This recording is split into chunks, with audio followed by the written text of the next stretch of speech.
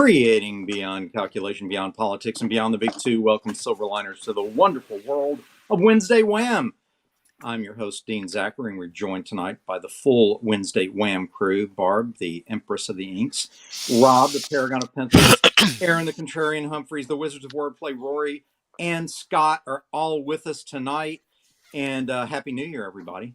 Hope you had a good holiday. Did that happen? Yeah. Did I miss it? When was that? Yeah.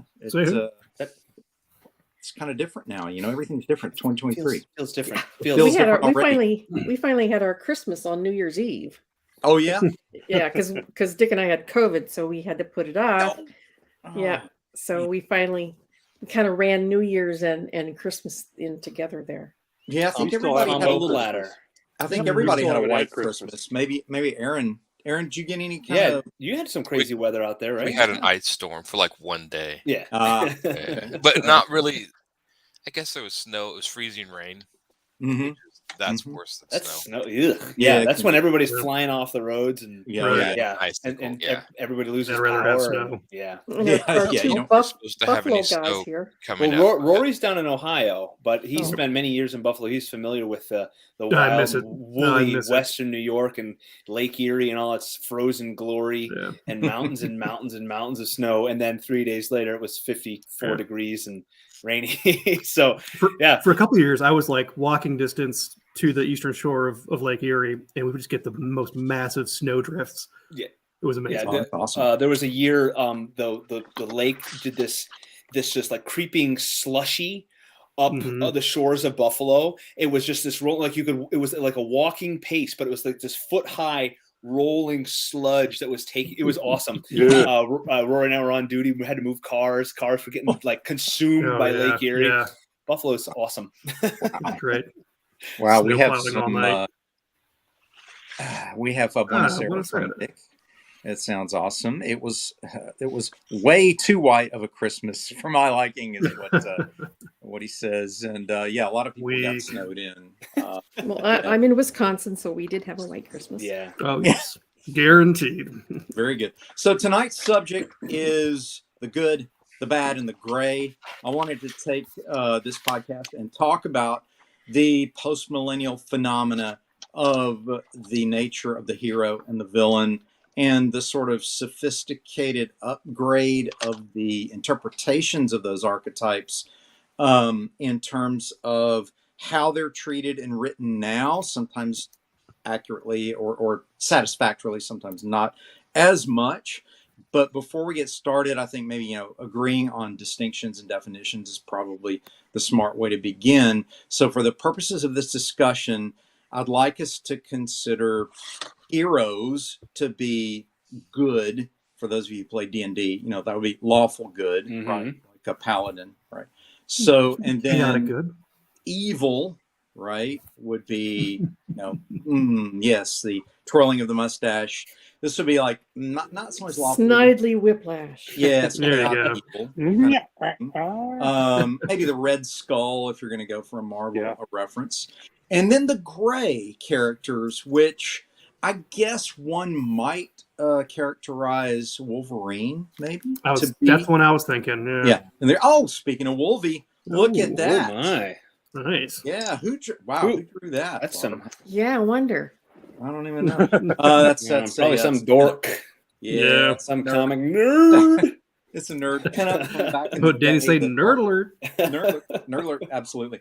But that being said, let's get started with just what do you guys think of when you think of the hero in terms of the archetype from mythology? And I consider certainly comic books to be our modern era of mythology. So when we talk about the hero, to me, that's the character who is trying to maintain the virtuous side of the argument in the storyline in terms of, defending the innocent, saving whoever is in danger, protecting them, and destroying the threat. In this case, I would just, what comes to mind just off the top of my head would be somebody like Captain America. To me, quintessential hero. And you guys already know that I've never been a Captain America fan. Correct. which I can't wait to hear your take on hero in terms of first what you would consider the definition for you, and then I know you're a big Tony Stark fan, and I really want to hear, do you think he's a hero? You think he's closer to Gray? That's what this He's is all gray. about. Yeah. Tony Okay. Stark is definitely gray. Why do you say he's why he's gray? So good Teen Beetle had bad. Yeah.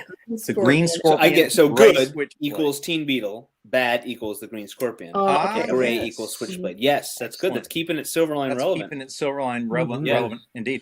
Comic Oh. Talk. Hey, Pops. Whoa. Yeah. Sorry. Yo. Is there? Uh, There's a Kickstarter going on. I think there is indeed. Is It's- there is? We should talk about that. Don't forget, Dean. That's your responsibility. Oh, I'm gonna hand that right over to you, Scott, since you brought it up. So, Would you like me to remind all of our Well, viewers Scott, out there? this is a great you know, opportunity. this I'm sounds gonna like take an this infomercial. opportunity. Let's go. Tonight's show is brought to you by. Seriously, you want to go there? Because Yeah.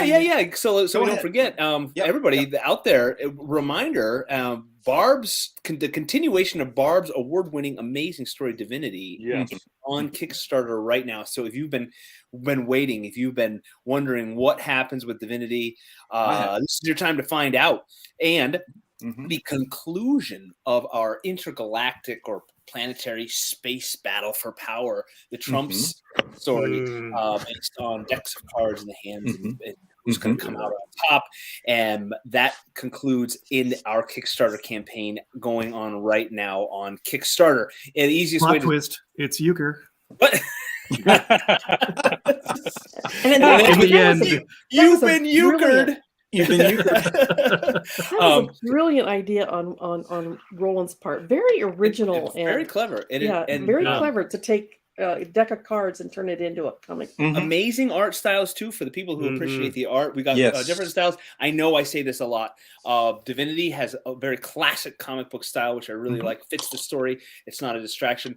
I feel like, and correct me if I'm wrong, artist, Trump's has a bit of a more epic style. There's a lot more going on. There's a lot more cosmic sinewy cosmic bodies energies. and suits blasting and blowing up with things Yes. going this way and that way and huge spacescapes and so forth. So And our own personal Brit is yes, doing that one. he did. Peter Clinton did the Our art for token that, Brit, and so the whole point of this is to say, go to Kickstarter and look for Steam Patriots. Ooh, yeah, you can look for that. Ooh, yeah, Look yeah, for them too. Silverline. Yeah, that too. Wow. Look for Silverline. Freudian slip. And Brilliant. all the links though are on all of our socials, Yes. Facebook and Instagram, and The even on Silverline LinkedIn. Comics. So We'll be there. go Silverline Comics on Kickstarter and go grab your copies right now. And as a reminder, if you didn't know, you are not speculating in this purchase. You are simply pre-ordering your comic book because they are ready to print. And at the conclusion, which I think is the 22nd of this month, the campaign ends. And in about a month's time, you have your comic book. That's the way we do it. So go grab your books. Nice. There. All right. And very nice. And back to our regularly Yeah, scheduled back to the programming. studio. program. Welcome back. That's enough to you, Dean. Thank you. Welcome back Out in the to field. Wednesday Whams, the good, the bad, and the gray. So anyway, back to Barb. You were presenting us with why is Tony Stark considered gray in your opinion? Talk to us a little bit about that. Because he's human. So he's less of an icon and more portrayed more as a human being with flaws. Right, exactly. I mean, let's face it, we all are flawed. Sure, absolutely. And I have a hard time relating Okay. to somebody like Captain America because he comes across to me as very pretentious and self-righteous. Okay. Fair enough. And It's just confidence. yeah. Yeah. Oozing and- confidence. I could see you get that way, but I'm with Rory. I think could it's see confidence. with good storytelling, Okay. good character development. Yes. Barb can see the hero and be turned off by that. But I would say if a good writer is writing Captain America, Mhm. he could likewise have you feel that feeling, but also understand his motivation for it and understand him. So and we've talked about this a lot with like the development of characters going from 2-dimensional to more 3-dimensional. You see him as being pretentious, but I would really, with lack of a better way to say it, once you get to know him, which is what the comic books should do, and they don't always do it. They don't always. You want your heroes to be heroic. Yes. So in the writing, it ebbs and flows with the quality of his character. The movies, I think, did a great job because they contrasted him with him. And I, in the movies, I still got that feeling because he was always, Tony Stark, you're wrong, I'm right.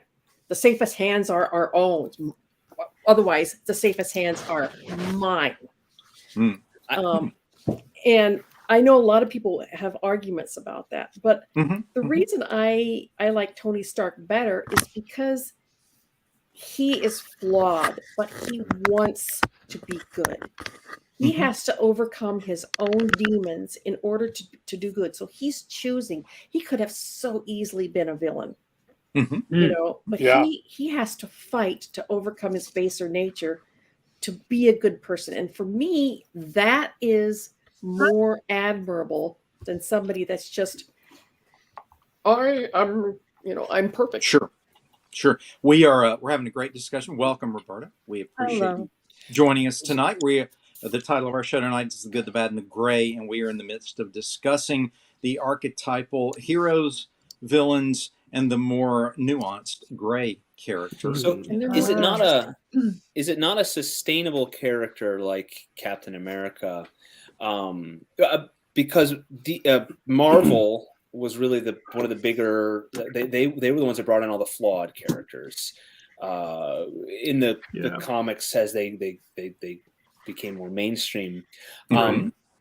He's just misunderstood. Is it hard to maintain a character like Captain America, or let's say put it in the fantasy world, a paladin, and as a singular character?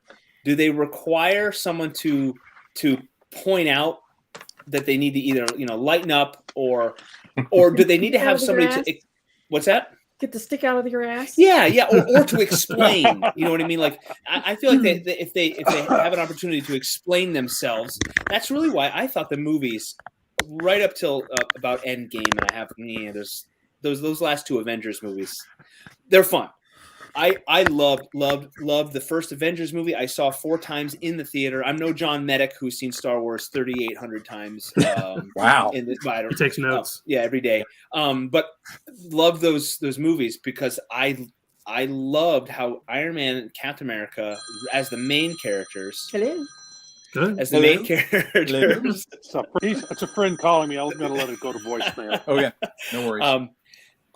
They played off each other, and Captain America was Captain America. Iron Man was Iron Man, and they both. I feel like they both grew together. Yes, and I liked Avengers because Tony Stark proved that he would lay down on the wire and let everybody crawl over him, and Captain America pulled that stick out a bit. Yeah. So well, I think there are 2 things that were brought to mind through your dialogue there, and one is Scott rambles. Just kidding. One is that you did identify part of why it used to work and doesn't work as well now is the culture itself has evolved and matured past the time period in which these characters were initially conceived.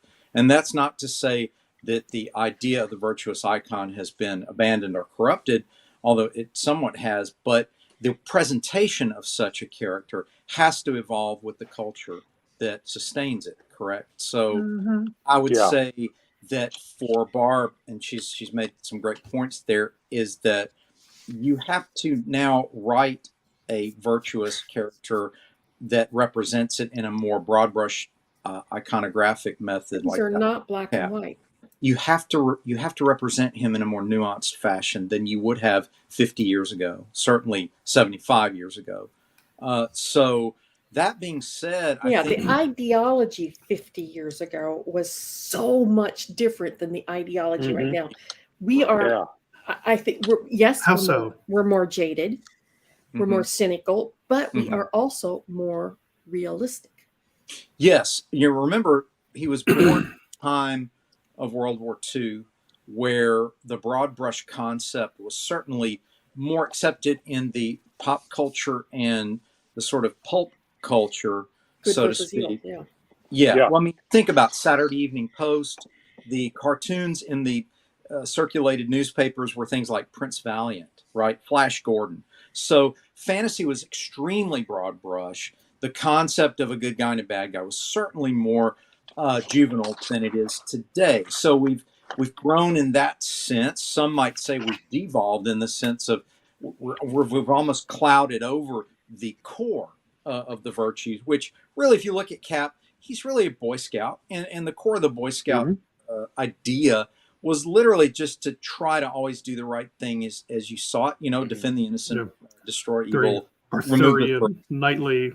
Yeah, sort of a nightly thing. And so, again, a good writer can certainly bring out a nuanced version of Cap. Roberta, since you're just joined us here, I want to get another woman's viewpoint about what are your thoughts on what's been said.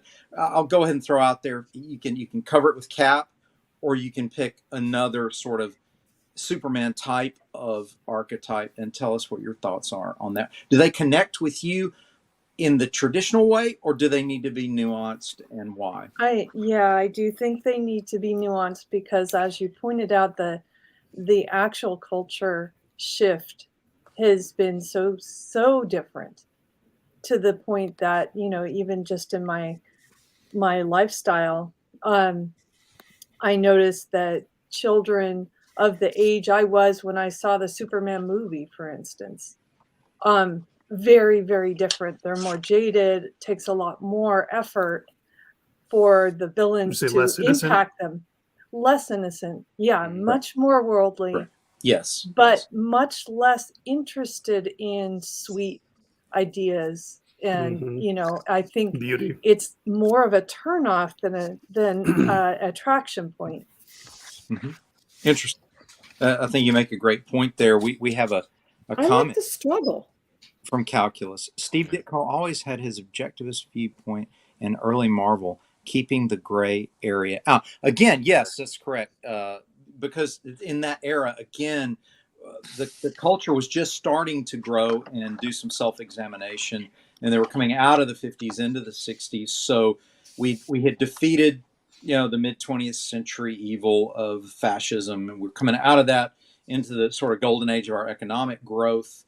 And so everybody was having kids and getting families started. And then, so we had time to, for lack of a better phrase, navel gaze a bit and figure, well, what's life all about? Why are we here? What is the meaning of all this?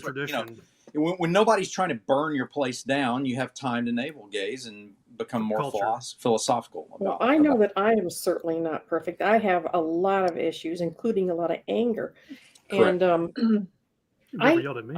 Well, I'll fake it. The year is young. I've milled I've milled quite a bit in my old age, but I feel that when I can connect better to a hero like Deadpool or Red Hood or somebody like that, who has got to confront their own demons in order to do good, it becomes a mission to prove to themselves that they aren't a total waste of space.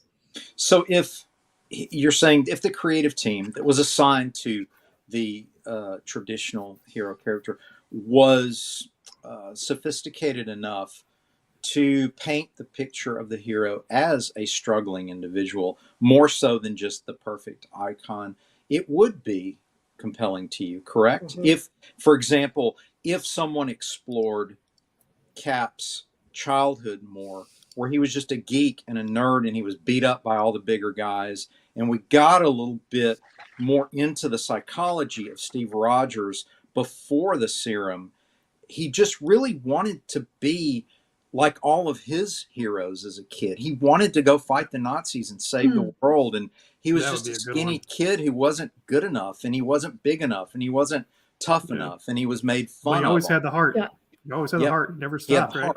But the fact he had that heart is the biggest difference between him being a hero in the future and not.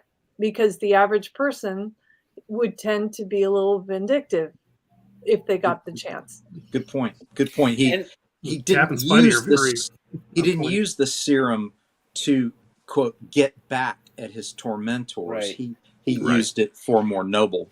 He's more the selfless character, whereas you could argue Tony Stark needed something to push him to be a hero, which is fine. That's but- fine. It's just different character. Right. It's a change of heart story. Right.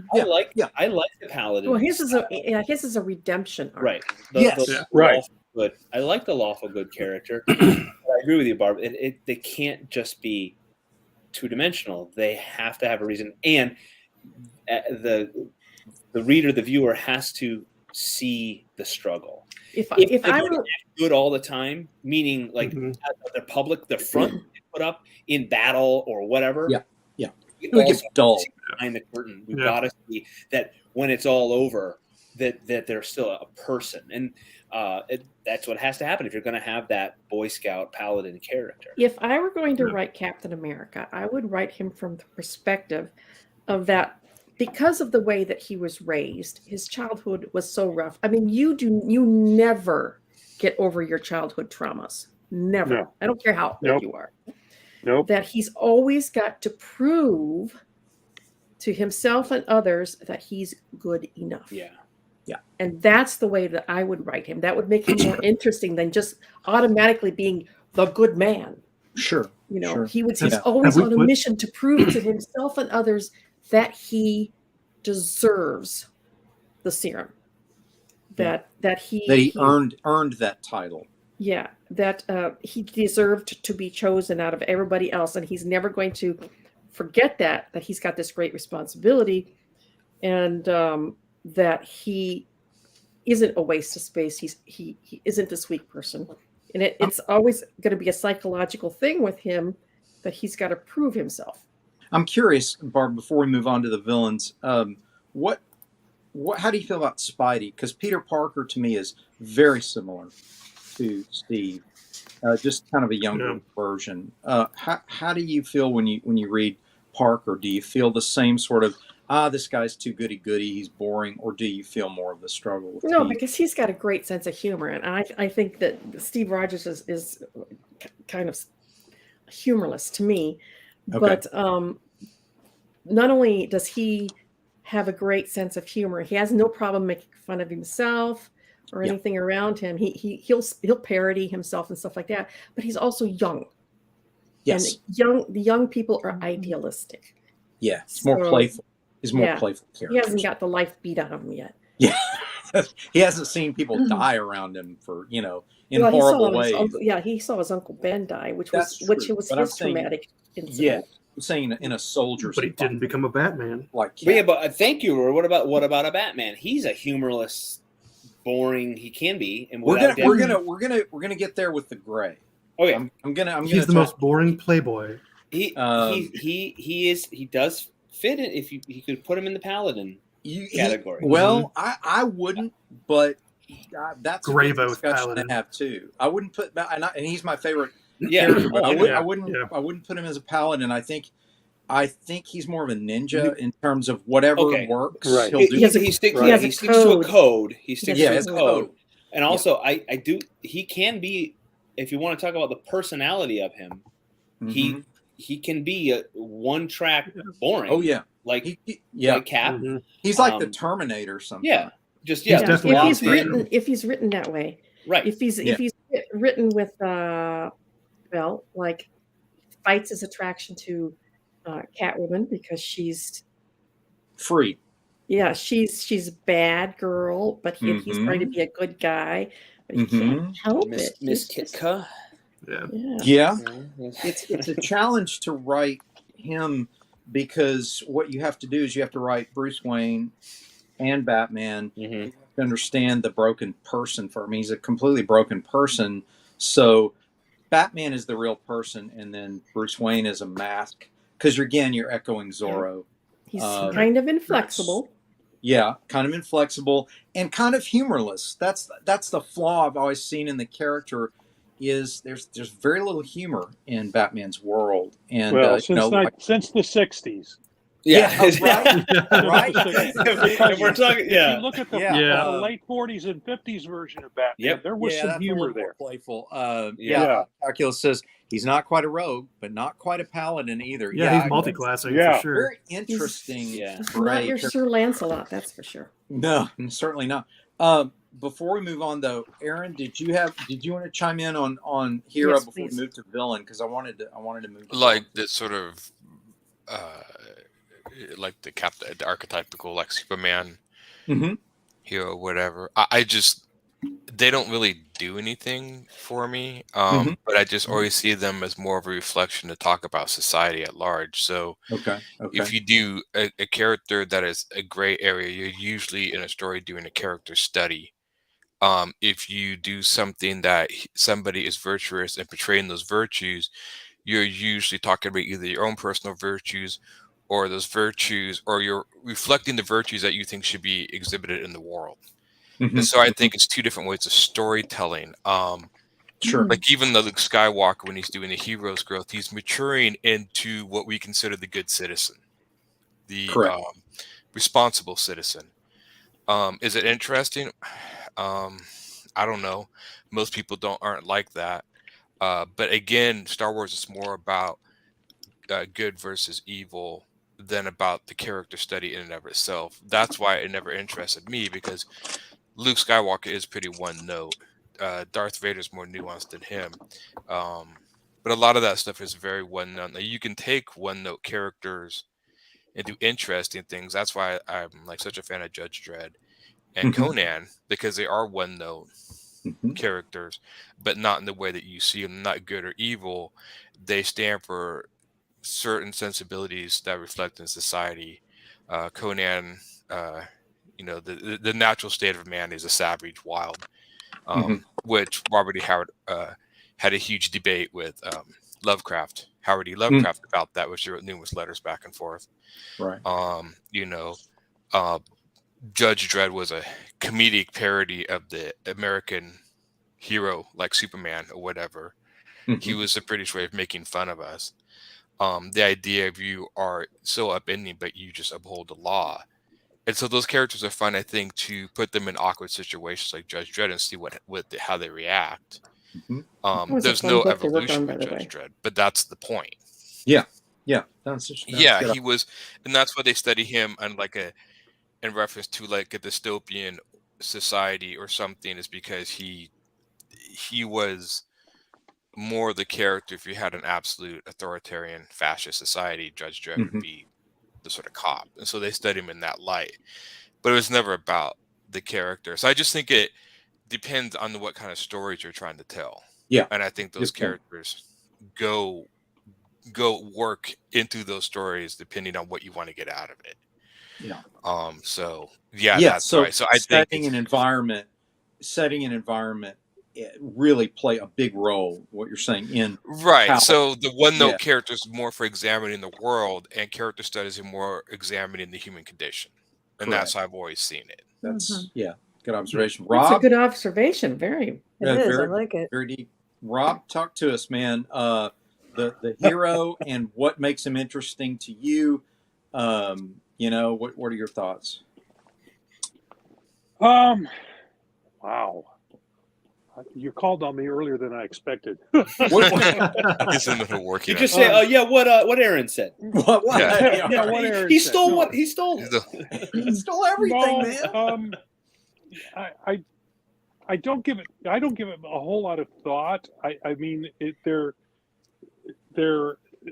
stand-ins for us in our different aspects. Okay. And the hero, I don't expect them to be like I don't expect them to be as flawed as we are. Yeah. I want my heroes to be a lot less flawed. I want them to, Batman is right on the edge of being outside my comfort feeling zone of what a hero is. Yeah. He's right on the edge. At least the Batman that's out there now. I think Batman could be. I think he needs to be more of a detective. Really, I think he needs a good writer who will write him as a detective who discovers things that way. But resorts to violence and beating the confession out of somebody, leaves that as a last resort. Because his whole reaction to his parents' death, it should be away from violence, shouldn't it? I mean, in the original comic book version, he actually carried a gun, which always surprised me. If his parents were killed with a gun, if that were true, then children of abusers would never become abusive, but they do. I mean, it depends on what your psyche is. Yeah, how are you affected? Yeah. I want my heroes to be the opposite of, or not the opposite, but better than we are. Well, also, if he was such a master martial artist, there wouldn't be many fights, because he would usually be subduing his opponents within 1 or 2 moves. Sure. Yeah. So yeah, he would be doing it very quickly. Yeah. Yeah. There's a lot. There wouldn't be much of a fight scene to draw in the comic that way. Yeah. There's a lot of boring fight scenes, right? There's a lot of conceit there, Aaron, because you and I both know people like to see more the kung fu action, Hong Kong wire fu. I know kung fu. Then they do Aikido, which would take 3 seconds, and the guy's on the ground. Right, boring. And that's how. I mean, it'd be interesting to ever see a movie where they actually did that with Batman. Yeah, because I mean, he would be taking these guys out very quickly. It would be more like kung fu. Exactly. Well, he wouldn't even be landing many punches. It would be mostly using the momentum and throwing them off. Defending himself and then putting the guy down. Exactly. It'd be jiu-jitsu or Aikido. That's my major beef with every fight scene in a movie, where the bad guy just throws the other guy around. Like, just shoot him. You have a gun.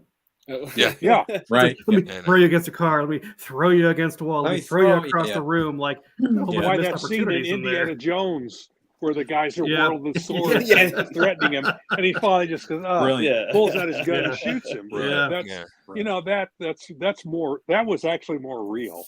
Definitely. Yeah, it was for a good action fantasy. That was a realistic scene. Rory, I want to get to you before we move to villains as well. What the hero to you? Would you like the more idealistic and more mythical, or more down to earth, or does it depend, like Aaron says, on what type of story you're trying to tell at the time?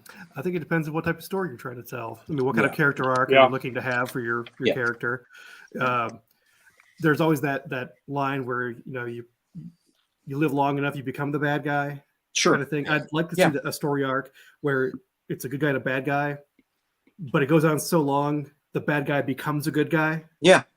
That's kind of interesting. That's kind of what Mike Godlins was about. Yeah. Yeah. If you read my stuff, that's what happened to him. The best improv ever. The idea was that that the protagonist in the story is the one who's getting revenge against. That the bad guy's getting revenge on the protagonist, but for very good reason.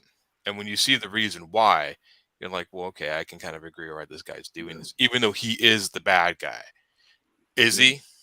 Yeah. And that has to do a little bit with revenge. But because I've always seen the protagonist getting revenge on the antagonist, and I thought, well, what happened if you flip that around? What if somebody made a mistake? Everybody thinks that they are the hero in their own story.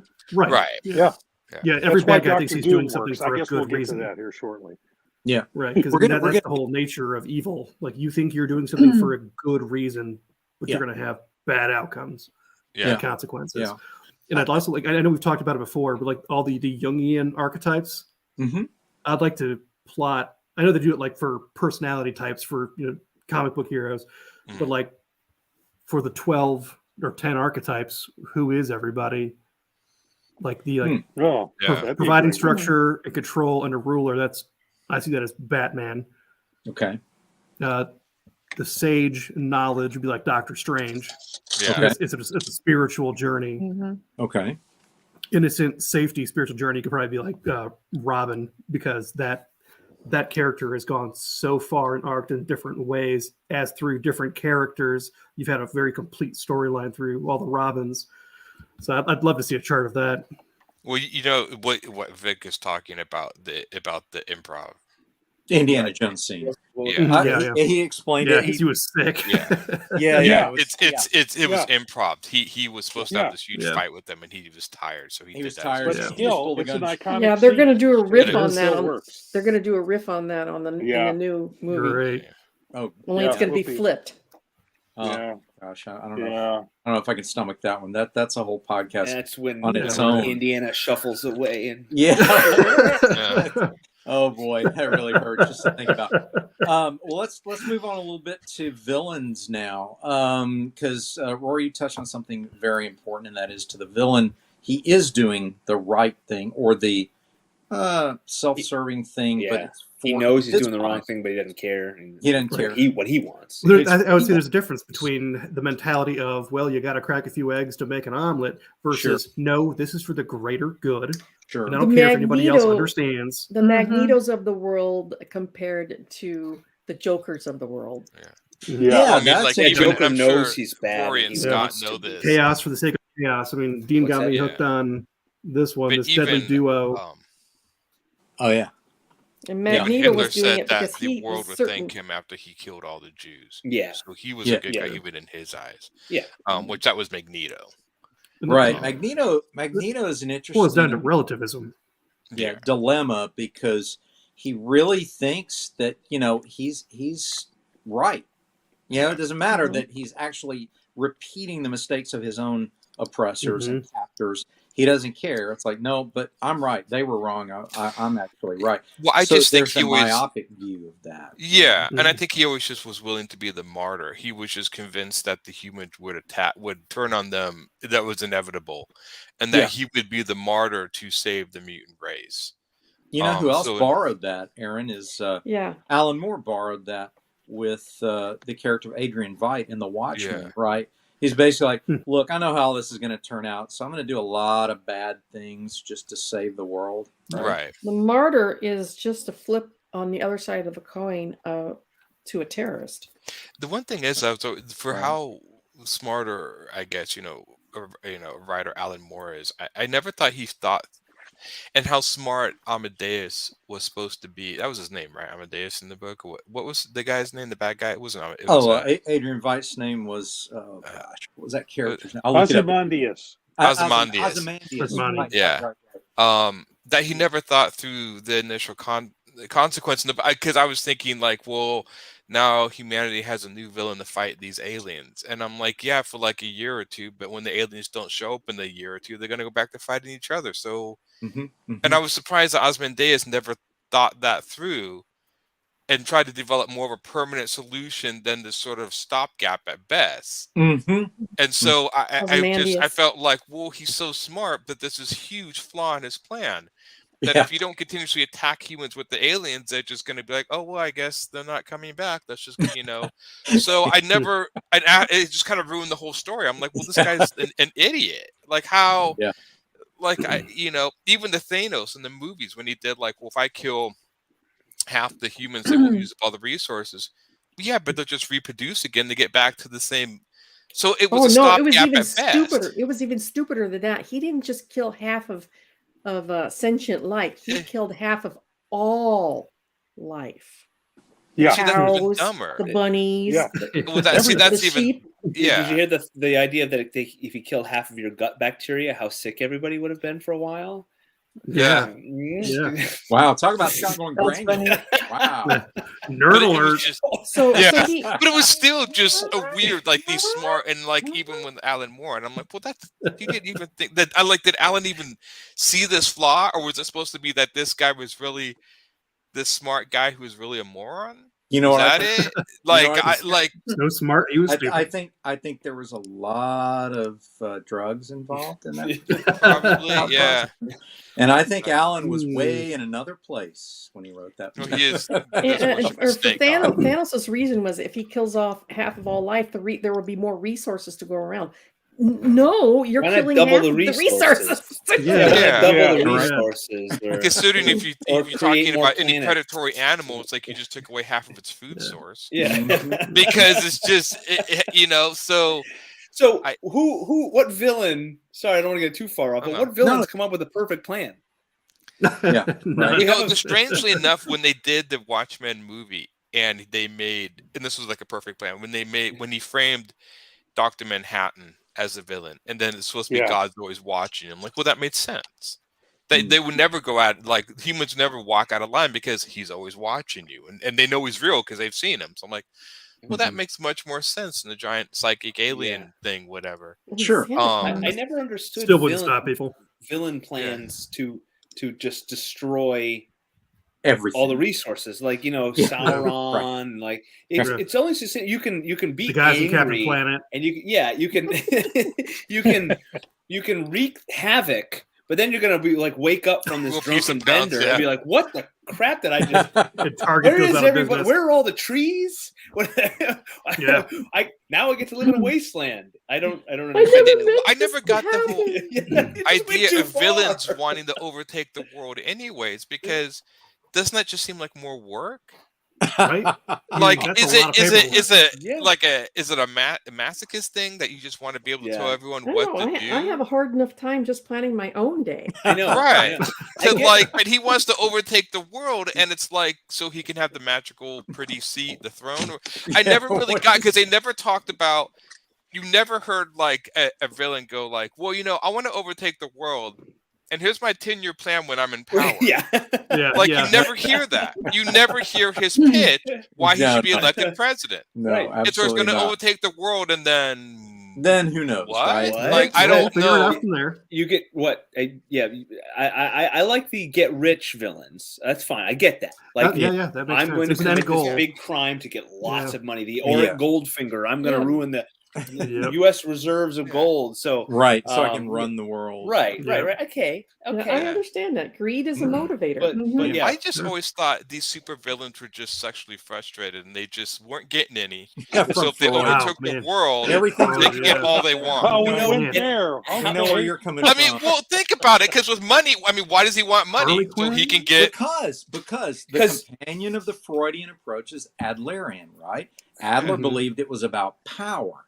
Not about sexual frustration. So the power aspect of it, right? Well, if you've got everything you want, the next stage is, well, now I get to tell everybody else what to do, right? Because you're the master of your own. Then you gotta run other people. And let's think of how many of these villains are Dr. Fill in the blank. Yes, evil. They peaked in their academic career, right? What? Right? They just. Listen, I didn't go through 8 years of evil medical school to be called Mr. Evil. Yeah, right. Well, it was funny because I've always noticed that when they have the female villains who want to overtake the world, they want to overtake they don't want to overtake the world. They want to destroy the world for revenge, or they slighted him. Like I don't see many female supervillains want to overtake the world and rule it. Now maybe they have, but it seems like they're more into ultimate destruction. When men were like, well, I mean, I just want to buy stuff. Infrafan says so we should have elections in brothels for supervillains instead of having dudes in masks close them. Punch them. There you go. There's an idea. So I want to get Roberta. I want to get your take on the difference between the villain archetypes, like the Joker, versus the mastermind, like Magneto. Like, which one connects with you and why, or which one is scarier and why? Just curious. I think the Joker is scarier. Yeah. Because it adds the element of you don't know his motives truly. Unpredictable. Yeah. And seems to be capable of almost anything in persuasion, if not in deed. So it's not just powers, Yeah. Because Magneto, he has a plan, he has his reasons. There is some kind of a creed he lives by. So I have a little bit more of a, I'd be afraid of his powers, obviously, but you get to the point where you're like, this person makes sense. Yeah. It may not be easy to swallow, but at least, Joker does not. It makes sense. I think part of what you're leading toward here is the fear of the unknown, in terms of if you have a mastermind like a Magneto or a Red Skull or even a Doctor Doom, you can figure out their motives and perhaps find a way to foil what they want to do. Where with the Joker, where you have a complete chaotic evil character, there I am bringing D&D in. We have complete chaotic evil, anarchy. How do you work against that? Because that is the element that's the scariest. It's opaque. Like they're I felt like that. I felt like that with Jean Grey and her powers. You know, having the inability to control it, had to deal with it within herself, and ultimate destruction was if she gave in. Yeah. So that's scary. That's absolutely. That is scary. Calculus says Magneto is trying to take care of his people, which I can understand. He's that gives him a depth, that element of being relatable or redeemable in some fashion. Well, I can see that. Yeah, more flawed. I mean, most people. I mean, the Joker to me was almost why people are fascinated with serial killers, because they can't understand the mental logic or gymnastics to go. I mean, when you watch like Jeffrey Dahmer, you can't begin to understand why he. I mean, on a psychological level, you can kind of understand maybe, but you can't put yourself in the mindset to go that. With Magneto, you completely could put yourself in that mindset. Yeah. So you see, it's a little more relatable, but and, you know, and also just one other thing to reinforce that the bad guys are using it to get constructively frustrated. I have noticed that every time they show the villains in the thrones, he has like half naked girls surrounding his feet. That is the number one. But you never see queens with half naked guys surrounding the thrones. Sure. Why doesn't it go the opposite way? Yeah, you do. Yeah, you go to read some Conan where you get to the evil queen's lair, and there's all. And then you got like all the guys. Okay, because I always see the ones, and I'm always just like, so. Infrafran says, does anyone find that some villains become more relatable once you drop them in a different time? Like if I was being persecuted because of my genes, a dude on a meteor promising my safety sounds good. Yeah, context. You're talking about context. Calculus. And that often defines the villainy or nuances it a bit. Rory, talk to us. Villainy. What makes it? What makes a character a villain? And then again, let's go deeper. What makes a scarier villain in your mind? Oh man, I think like Joker chaos for the sake of chaos, unpredictability is probably it's up there. I have a hard dividing line between institutionalized evil, like Scott was saying, Negan. Hey, don't. I want to talk about Negan. So give me. Okay, yeah. Talk about Terminus. The part of Walking Dead where they're at Terminal, whatever it's called. And spoiler alert, it's been out for a few years. Where they have all their victims like bent over a trough, and there's like baseball batting to the back of the head, and they interrupt them like, "Excuse me, how many rounds did you shoot?" And they're like just taking notes. Like that is like extreme order. That is just unemotional. We're just doing business here, and that's a scary part of evil too. That's the Nazis. Happy New Year, Tommy. Hi, Tommy. Paperwork on all the people they killed. Yeah, I mean, detail. It's data collection. Wow. You know? And then we'll crunch the numbers later. Yeah, the cold calculation. And Rory, I don't want to take over. No, go for it. Yeah, that idea too, like with the Nazis or that whatever cult-like mentality where you get everybody to march in lockstep and do your bidding, and they turn off that human side of their brain. But like Negan, at least I've not read the comics. I'm sorry, everybody. I have not seen the last 2 or 3 seasons of the show. I love and likewise dislike the show. But Negan in the show is one of those villains where if you step out of line, like, and he's not omnipresent, he's not omniscient. Right, but he's got his people everywhere. Like a hive mentality. Yes, and when he reports in, he shows up unannounced, inspections, right? And you've got to controlled chaos. Yeah, which Rory, think about boot camp. If anybody's been through basic training, gosh. There's a level of terror because if you think, oh, nobody's looking, I can do the thing I'm not supposed to. They could be there. Someone's standing right there behind you. The all-seeing eye is right there to rain down destruction on you, and that's an unsettling feeling to have. If you mess up, which what Negan was just a reign of terror, and Joker's kind of the same thing. Like he's this unpredictable reign of terror, and a step ahead too. That the heroes, and that's a story. And it's like a game for him. Yeah. Like he feeds off the game, not the end. It's a plot device I enjoy, and I've talked about this a lot. I like that. I liked when the hero loses and loses and loses and loses. I like that like against everything that against can the hero. go wrong. I enjoy. We're just gonna write a comic about Murphy's Law, and if it can go wrong, it will. Well, that is a traditional approach to defining the hero. Is really stripping down the hero to his core before bringing him back. You know, it's the Rocky. And that's like the old mythos, all the Greek myths. The Greek myths, pretty much right? They lose. And you could have a decades-long odyssey before coming back. Oh yeah, and stay on that island, right, of the Lotus Eaters, hang out. Interesting that reference comes. I mean, back with our modern storytelling with the cage. The very first Star Trek pilot is actually taking Greek mythology, because basically it's like a cage is still a cage, even if they're giving you everything you want. Right. Good metaphor there. Good metaphor. Infrafan says the scariest villains to me are the ones who can do exactly what they promise and are seemingly unstoppable. And then he says to go back to Veidt when Watchmen saying "I did it 35 minutes ago" is one of the great villain lines. Yeah, it is kind of chilling there. No, Mr. Bond, I expect you to die. Great line. Excellent. So as far as villains go, I think we've nailed it in terms of unpredictability is ultimately more terrifying. Mastermind with the grand plan is a little bit more palatable because, one, relatable, and two, you can undo the plan if you can start to solve the Rubik's Cube, solve the puzzle a little bit. So Batman does. Batman does, and that brings us to the gray.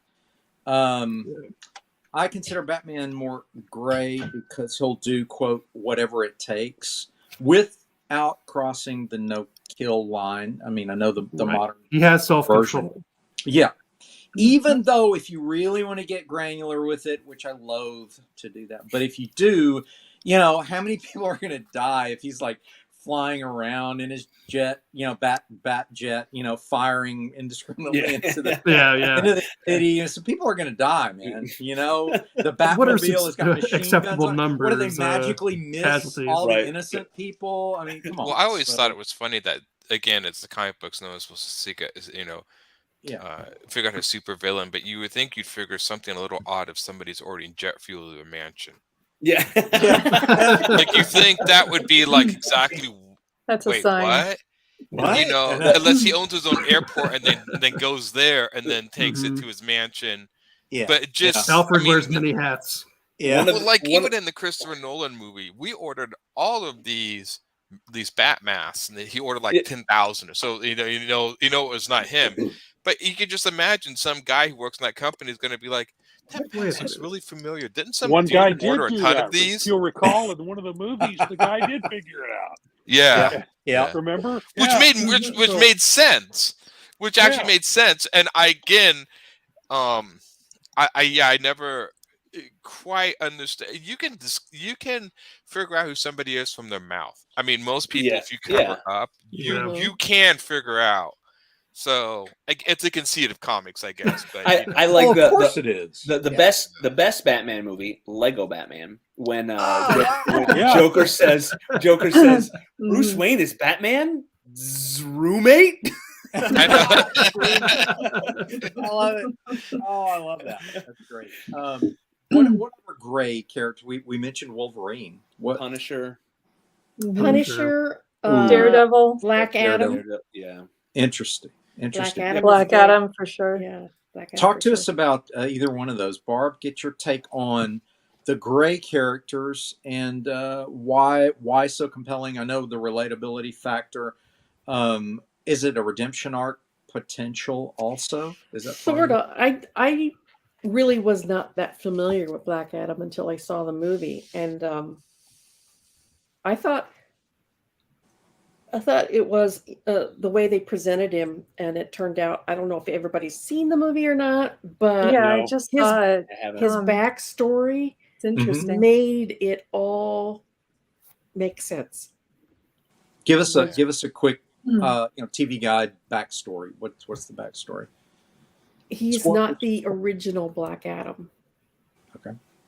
All right. And he took on the mantle for tragic reasons, and he's very bitter and angry. And you can see, you can see why he has no regard for life. And even in the end, after everything's wrapped up, he says, "Okay, I will behave as long as you don't come in and step foot into my country. These are my people. Okay. I will leave you alone if you leave me alone." Mm-hmm. And then he's not going to stop taking lives if certain conditions are met. That sounds a lot like Victor Von Doom to me. Yeah. Well, Latveria. Yeah. Mm-hmm. I never Doom saw had the same sort of idea. Yeah, I never saw Black Adam. I know a little bit about the character. I always thought it was weird that of all the DC heroes, he gets a movie just because. Yeah.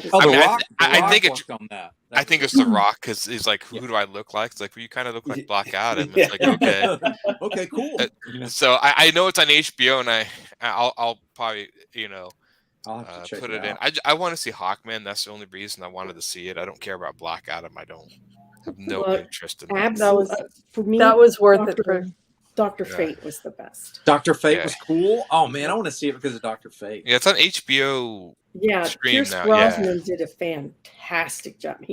Of course he did. Of course he did. Of course he did. How could you not? He was Bond. Yeah, he was.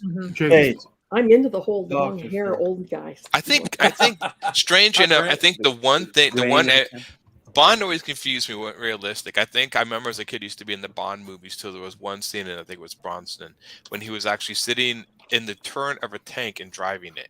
And I'm like, well, that's just stupid. You hold your tongue. GoldenEye is one of the best Bond movies ever made. In the scene when he drives, wasn't he actually firing the cannon too? He does. He fired it into the front of the train. How was that even possible? It inspired the greatest to derail video the train, and the train. It actually doesn't derail it. It's very believable. It creates a cloud of smoke. The train hits the tank. He escapes the tank in time for the train to hit it. It derails it, so he can go and fight Alec Trevelyan. There could be nerd alert, and then there's just common sense. If somebody's sitting on top of a car driving a car, you're not going to be like, well, I'm a nerd because I know how cars drive. No, I'm a nerd because I'm like, well, that's just stupid. That movie starts with him rappelling down into a secret compound and getting shot at by about 500 Russian soldiers with AK-47s, and none of them hitting them. But you're upset he can drive a tank? Yes. I'm sorry. Speaking of derail, the idea that Aaron wants to have actual believability in a Bond. Yeah, that's what I'm saying is they go back and forth. When they started doing the Craig, the new guy, it made it more believable. Planning. And so they were unbelievable. Then they were believable. Then they're unbelievable. Make up your damn mind. I'm with you because it's one of the worst ones. It's more like the Batman thing. There's the Nolan verse. There's there's the Tim Burton verse. Roger Moore. You need nipples on the bat suit. Do you really? No one needs an AMC javelin and does a flip and lands it. I'm not even going to go. Die Another Day. One of the worst ones ever. Worse with if they've got a holodeck, they have got an invisible car. Sorry, you're right. I'm with you. Yeah, that was pretty bad. It's like they keep making it's like James or Sean Connery. Okay, we jumped the shark. Roger Moore. Okay, we jumped the shark. We jumped the shark. Yeah. Yep. Sorry, James Bond. I think we just jumped the shark. We did. We really went off the rails. We've got James Bond. We've shark down. Star Trek, X-Men, Avengers. Right. I don't know. Well, but James Bond is kind of a gray hero. He is. He is. Yeah, he'll be morally ambiguous. He has a license to be gray, though. That's great. We are Brent. Just to catch you up, we have been talking about the good, the bad, and the gray. So we sort of set the definitions and the distinctions between what makes a hero in the traditional sense, what makes a villain in the traditional sense, and now we're into our gray character discussion.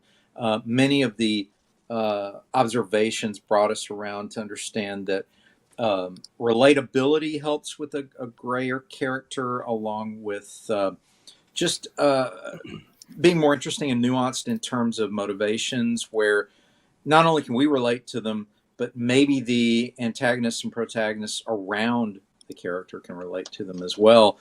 Who would you consider like a gray character. We've already said things like Punisher. We've already talked about Gandalf the Gray.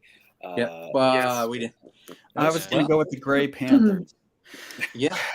You know, I actually think if a character's not gray, you got to do something really spectacular to make them interesting at all. Yes. Thank you, Brent.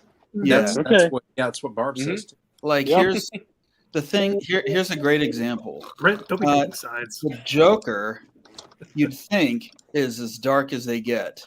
But think about the Dark Knight when he has his sit down with Harvey Dent in the hospital bed, and he says, "All I do is I take their plans and I pull them all apart." And then he says, "You do a good Joker." You know what happened? You know a couple of guys get killed, okay, but then you read about soldiers getting killed, and everyone loses their minds, right?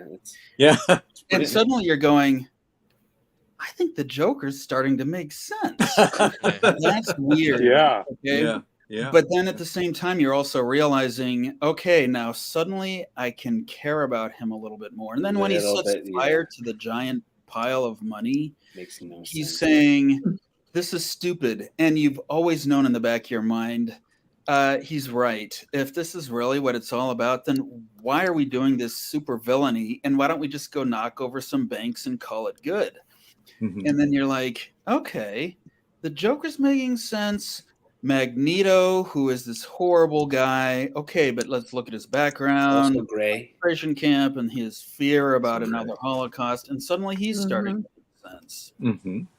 So it's almost like Captain America, not a spot of darkness in him. Okay, so what do we have to do to make him interesting? And what's funny is you have to start messing with everything around him to make it interesting. S.H.I.E.L.D. suddenly goes really bad. Suddenly Iron Man has turned against him. I mean, if it was just Captain America, you might start to get worried that people would get bored. He's just so righteous. Yeah. Oh, that's what I said. Self-righteous. That's why I don't like him. So, I don't know. I just put it more directly. I said he had a stick up his ass. You said, but we can't say the A word, Barb. That's not what you said. Last time we got kicked off, it's Hinder. Derriere. I like that word. Ryan says, Barb, how are you? Barb. Hey, Barb, how are you? Hi, Ryan. Ryan also says, I prefer morally gray characters comics to simple goody two-shoe characters. We did cover that. Infrafan says, I agree with Aaron. It's the difference between Die Hard and Good Day to Die Hard. Yes, I do agree with you. Oh, yeah. James Bond is morally gray. Morally nice. That was probably what drove Ditko out of the industry, his whole black-white Mr. A. But, well, possibly, but as we discussed early on in the broadcast, we were talking about the culture in which these characters were invented was a different culture than today's. Calculus says Joker is evil, but he refuses to work with Red Skull when he figured out he was a Nazi. Interesting. Okay. We'll go up against the IRS. What? Huh? Joker. Wow. So Roland says so. Thanos had the right idea. So we talked about except for the gut bacteria is bothering. Yeah. With people's digestive systems, he did not take that into account. We were saying if he killed half of all living things, then that really upsets the ecosystem, the balance of biology, and it's just it makes a big mess. So as far as gray here, let's talk about the Punisher and Daredevil, because I think those are two interesting characters when they're together. Some might say, well, there's not a whole lot of difference. Some may say, well, in a way there is, because Daredevil tries to keep the no-kill clause going, if at all possible, where Punisher obviously has no problem with that. Yeah. Talk to me. Anyone want to chime in on Daredevil versus Punisher? I don't know him that well.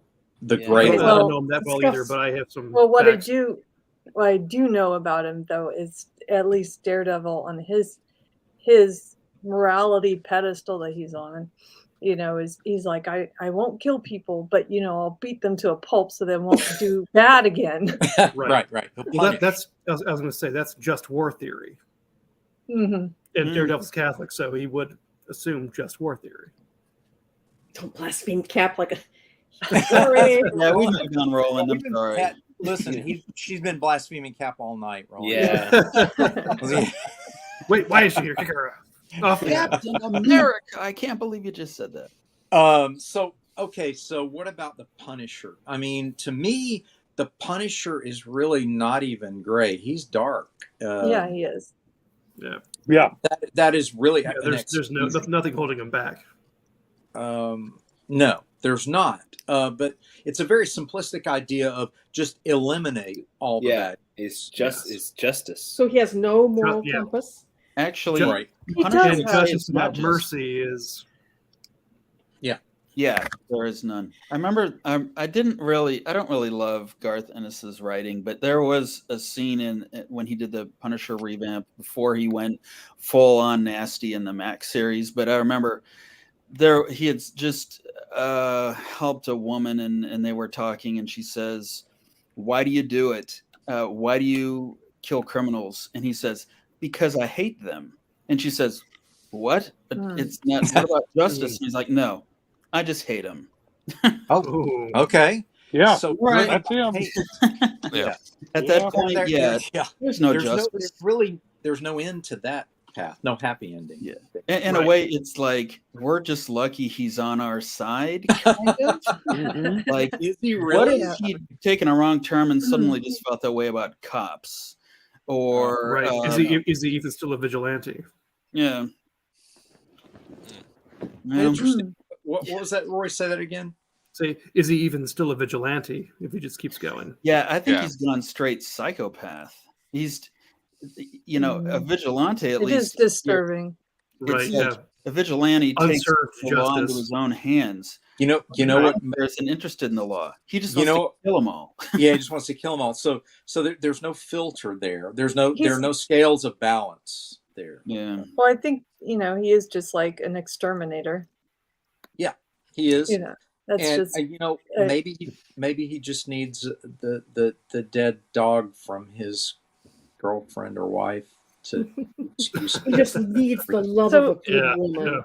Yeah. So well, I'm bringing up John Wick because we cheered on John Wick because of that puppy scene. It's so egregious to us. It just grates on every nerve. And you just want to see him take out all the. And those guys really are sleazy. I mean, it's this sleazy gangster, gangsters from Russia and so on. But is that different from the Punisher? Yeah, I know. It's really no different from the Punisher. And yet, again, context is so important there. And style. Style. And I think also part of it too is Keanu Reeves is just more empathetic than anyone who's ever played the Punisher. I think the difference is the Punisher was never a villain. He was a Marine.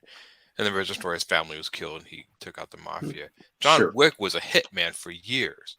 Yeah. He's just returning back to what he'd originally done. Yeah. So it's like crime solving, crime and crime. So he's not morally a hero or anything. And the puppy thing was just a parody of the revenge story. I mean, the fact that this guy's killing all these people over a dog, even though it represents his wife and blah, blah, blah. It's still, it's the parody of that's why I've liked John Wick, because I've always seen it as a sort of tongue-in-cheek parody if they keep upping the stakes to the point where, it's ridiculous. The first one really is the only one that works. And I think it does work because of what you described. Because if you remove the puppy scene as a motivation, it's just really a guy out killing you.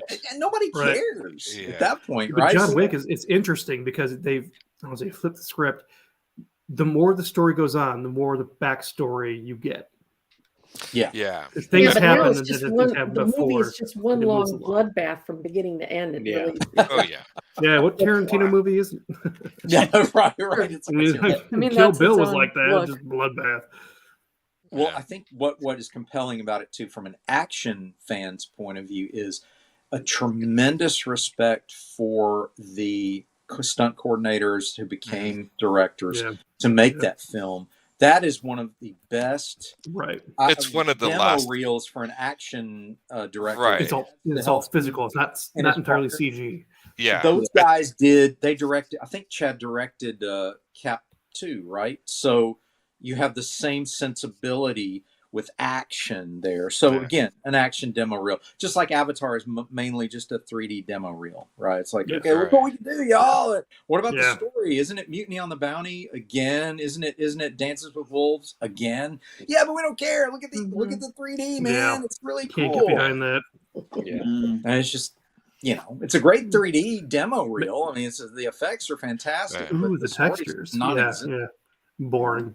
Yeah. Are you talking about the new Avatar movie, or just Avatar in general? All of them. Same thing. It's just Avatar. It's just, how many times can you do Dances with Wolves? Explain that to me. Right. Exactly. I just love Avatar. I love the Avatar series for the Marines. I think Cameron nails the Marine sensibility to a T. And the bad guy. He did an Aliens. Yeah, it's the same thing here. Yeah. He just nails that sort of arrogant mentality perfectly. Cameron is also very good at character building. And the thing is people always rip on him because of it's Pocahontas in space or whatever, and I'm like, yeah, but he's also a solid storyteller. He's a solid storyteller, and he's very good at building tension. He always has been. My big thing with him is he's always got to have a pillow-lipped girl in it. Which one? A pillow-lipped girl in all of his movies. Interesting. Pillow-lipped. Calculus says, like I said, Punisher is more of an anti-villain. He does decently good things for selfish reasons. Yeah, I would agree with that as well. So as we bring it here to a close shortly, what do you guys think is the future? Do we continue with the nuanced archetypes? Do we go into a place where everything is so nuanced that the archetypes almost disappear? Well, I think our sense of good and bad has also changed, which is destroying the archetypes. More people are concerned about social justice and certain other things than morally good things like say religion, like Christianity or something to bring. So I think even in the stories that's reflected that I think our culture as a whole is starting to value different things that we consider things worth fighting for, and you've seen that reflected in the characters. Whether you make the characters gray or not is up to you, but I do think that there's a movement away from the black and white sensibility of, say, like the Ten Commandments, and more towards more of justice of the individual, which is going back to humanitarianism, in medieval times and stuff, the humanist center instead of stuff, and so that's flip-flopping. And it'll come around back to more of an archetypical black and white, but you see that reflected in the villains and heroes. And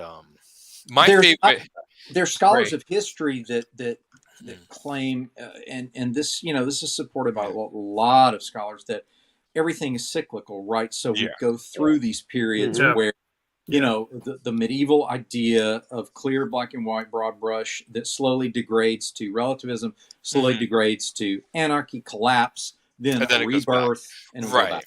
So we're going to more individual justice, like they were looking at in the 70s with the hippie movement, same sort of concept, and then we will go back, like in the 80s, more of a national. And you see nationalism rise up again as it did in the 80s when it came out of the Red Scare. Two national ideals fighting each other and stuff like that. My favorite great destroy character the earth before we can come back around again. was always Kaneda and Tatsuo and Akira. They were my favorite gray characters when I was growing up, just because I always liked punks that had doesn't surprise me. Yeah. But I always thought they were unique. And the Ninja Turtles originally were punks before they became Winter Soldier. Yeah. Yeah, Winter Soldier was okay. It was I just like the idea of these morally great characters that inadvertently do good without actually attempting to.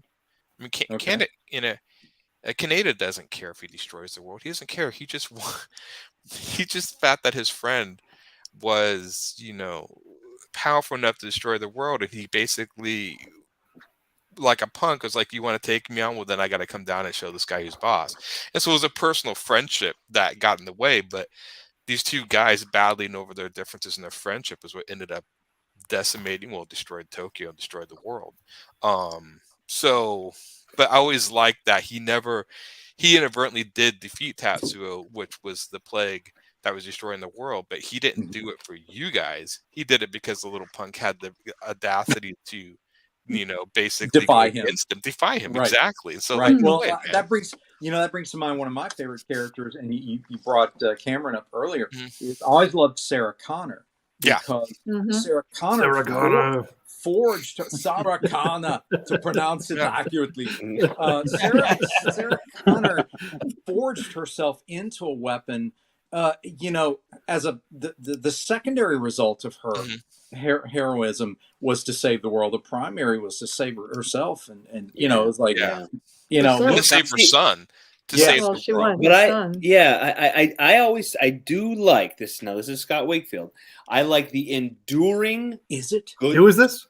Hey, Scott Wakefield here. Okay. The enduring good versus evil. Now, it does not need to be, again, two-dimensional. We don't have to have a Captain America with no flaws and a villain with no good. You're saying nuanced good, right? I want nuance. Lord of the Rings has many lines in it about darkness and the light coming through, and yes, I think those are enduring virtues that I will love to see in stories. Now, Aaron, you're talking about people's personal beef. That's a great story. That's a great story. But through stories being told, good versus evil, my feeling, you can't go wrong. But it has to be nuanced. It has to be interesting. You have to have good details, good details, good characters, context, character driven, and I mean, Lord of the Rings is Frodo and Samwise and Gandalf versus just evil. That again, that villain's Boromir, Faramir. They all do anything with Sauron between those two guys. Yeah. Sauron doesn't quite make sense. He doesn't do. He's just kind of in the background, even though he's just. But you can understand Gollum. You can understand Boromir. You can understand that's good. Real good, scary good. Scary. I always thought the story of Sam was really part of the core, not just Frodo, but going from just a gardener to escorting Frodo and literally watching Frodo succumb to the ring. And do you guys think Sam would have succumbed to the ring? No, I don't never. think so. I don't think so. That's when he said like I could share the burden. I was always like, I actually think this guy should have the ring because Frodo. I know, right? Like, give it to Sam. I like to say Sam is the real hero, but I can see Frodo's side of it. But Sam is talk about a Sam is the hero of the piece. Sam is a good guy. The everyman. He's the everyman. That's what freaking gardener. He's trying to do what's right. He sees that Gollum's causing problems, and his best friend Frodo tells him to take a hike, and it's so good. I mean, you see Samwise as an allegory takes on this huge spider. And wins. Yeah. You just see him as that selfless soldier. I won't take it theological. Based on World War I, so I just always saw Sam as that sort of everyday guy. That in times of adversity and war, he just shines. Steps up, and we've had soldiers like that. Yeah. I thought the screenwriter really did a great job summarizing that at the end of Two Towers when when Frodo asks in despair, "What are we fighting for?" and Sam says that there is some good in the world. That's worth fighting for. Yeah. Oh, that's that was the stand. To me, that's the emotional core. Goosebumps. I think he did nail that in there. I wish the movies. It's an epilogue of the Scouring of the Shire in the books. It's one of my absolute favorite parts of the books because it shows all of the hobbits grown, changed, and coming back to kick hinder. Pardon my language. In the movies, it's a weird thing to chop onto the end. So I get it. It made me a little sad that it wasn't there. But talk about characters and flaws and struggles. So good. Talk about what you were saying in terms of nuanced good and evil, with the exception of Sauron being pretty broad brush. Yeah, unless you go into the Silmarillion and understand his background. But that's if you like to read encyclopedias. But honestly, though, those characters were very well conceived. The Fellowship themselves very well conceived for the film itself. But I think the future for comic book heroes, villains, and gray characters really, again, depends on our interest in how we write them. I think all of the characters we discussed tonight can continue if handled by the creative teams that make them worthy of our interest and make them compelling. Comes down to the story. Always comes down to the story. It all comes back to a well-told story.